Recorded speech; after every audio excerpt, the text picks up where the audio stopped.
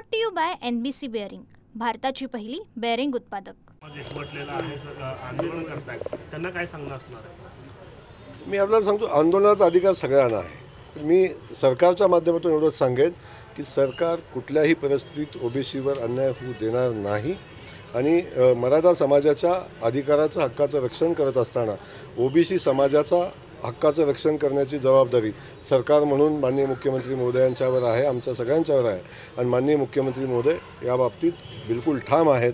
त्यामुळे ओबीसी समाजानं अस्वस्थ राहावं। मी नक्की चांगलं काम करणाऱ्या, बेकायदेशीर कामाला आळा घालणाऱ्या, लोकाभिमुख काम करणाऱ्या प्रत्येक अधिकाऱ्याच्या पाठीशी मी उभा आहे। लक्ष्मण हाके असं म्हणतायत की 10% फडणवीस असतील किंवा त्यांच्या सरकारने जे आहे ते 50% वाल्यांना झिडकारलेला आहे आणि त्याची किंमत आगामी काळात त्यांना मोजावी। मी आपल्याला ठामपणे सांगेन की ओबीसी समाजाच्या हक्कासाठी जे देवेंद्रजींनी सोसले तेवढं अन्य कोणी सोसलेलं नाही।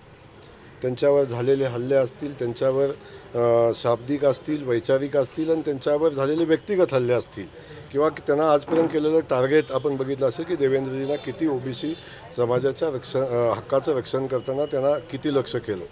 पण मी जबाबदारीने आजही सांगेन की देवेंद्रजींनी मराठा समाजाला न्याय देत असताना ओबीसी समाजाच्या हक्कावर कुठलाही गदा येणार नाही, त्यांच्यामध्ये कुठली अडचण येणार नाही यासाठी आश्वस्त केलेलं आहे। माझा या निमित्तानं सगळ्याच बांधवांना माझी विनंती आहे की आपण थोडंसं ह्या सगळ्या परिस्थितीमध्ये आपण GR बघावा, GRचे परिणाम बघावेत आणि मग त्यातून आपण स्वतःचं मत बनवावं, ही माझी विनंती आहे सगळ्याच। म्हणजे अगदी ओबीसी समाज बांधव असतील, मराठा समाज बांधव असतील, या सगळ्यांनी समाजव्यवस्था बिघडणार नाही, समाजव्यवस्था अस्वस्थ होईल अशा पद्धतीची विधानं टाळली पाहिजेत या निमित्तानं मी सांगतो।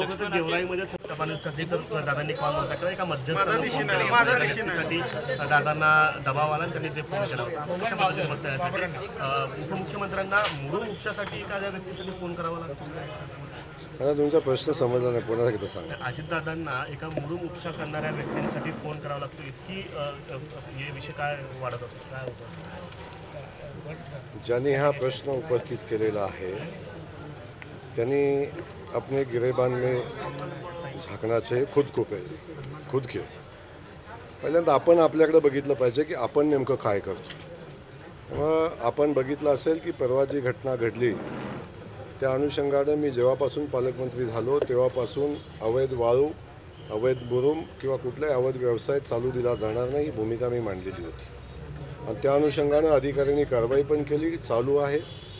100% थांबला असं मी म्हणणार नाही, परंतु बहुतांश ठिकाणी आम्ही त्याच्यावर आळा घालण्याचा प्रयत्न केला, बऱ्यापैकी यशही आम्हाला आलं। अजूनही काही ठिकाणी अशा पद्धतीनं उपसा चालू आहे, त्या संदर्भात मी तातडीची बैठक अधिकाऱ्यांची घेतोय आणि संबंधितांच्यावर कारवाई करण्याच्या सूचना मी दिलेल्या आहेत ऑलरेडी। त्यामध्ये काही मला वाटतं कधी नव्हे एवढी मोठी कारवाई आपण MPID कायदा लावून आपण केलेली होती आणि उर्वरित जवळजवळ आणखीन काही लोकांच्यावर तो कारवाई आपण प्रस्तावित आहे, ती तातडीनं कारवाई होईल।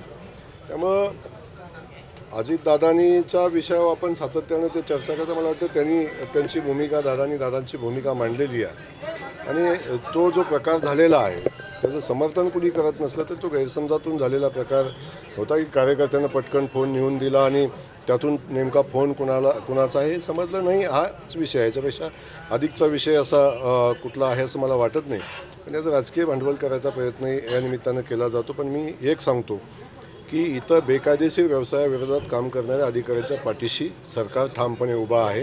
कुठल्याही परिस्थितीत अशा अधिकाऱ्यांच्या किंवा कुठल्याही व्यवस्थेवर कुणाचाही दबाव तसा येणार नाही आणि तसा दबाव आला तरी प्रशासनाच्या पाठीशी मुख्यमंत्री महोदय ठामपणे उभे आहेत।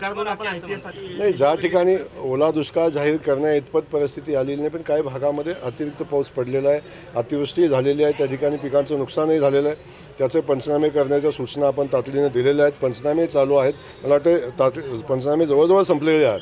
त्यामुळे संबंधित ज्या अतिवृष्टीमुळे ज्या शेतकरी बांधवांचं नुकसान झालं त्यांना शासन नक्की नुकसान भरपाई देईल, त्याच्यामध्ये कुठलीही शंका ठेवायचं कारण नाही।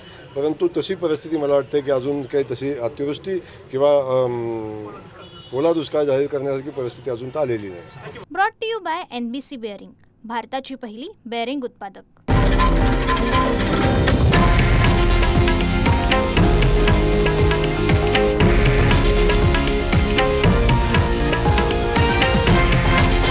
हे आहे देशातील नंबर 1 न्यूज नेटवर्क आणि आपण पाहत आहात TV9 मराठी, एकमेव.